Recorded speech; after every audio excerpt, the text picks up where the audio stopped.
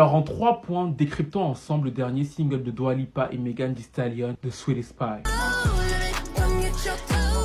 Alors c'est clairement un titre pop qui répond à une problématique pour Megan Thee Stallion. Elle avait dit que ce serait quelque chose d'assez différent pour elle et il faut voir qu'elle enchaîne les hits urbains mais qu'elle a du mal à faire le crossover. Et donc là ils se sont assurés d'avoir une valeur sûre, Dua Lipa qui fait les refrains, et même si en soi je ne trouve pas la chanson exceptionnelle, je trouve que Dua Lipa fait plutôt bien le taf. Vous avez remarqué qu'elle est très présente, elle fait refrain, couplet, refrain avant que Megan ne commence la chanson alors que c'est censé être le single de Megan.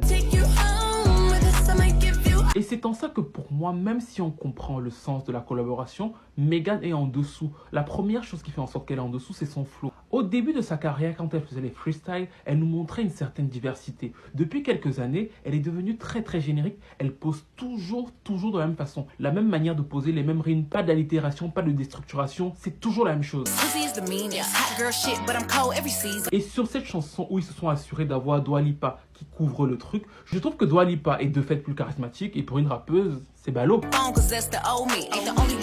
Parce que oui, même si la chanson cartonne, elle ne va pas servir à crédibiliser l'image de Megan sur la scène pop et non plus sur la scène hip-hop. Je trouve qu'en réalité, le point fort du titre, c'est son clip qui est absolument sublime, très bien réalisé. On voit qu'il y a du budget.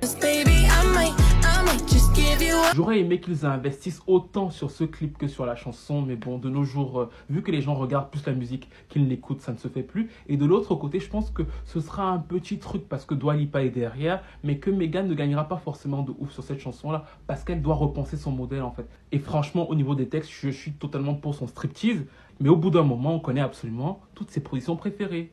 Il n'y a plus de fun.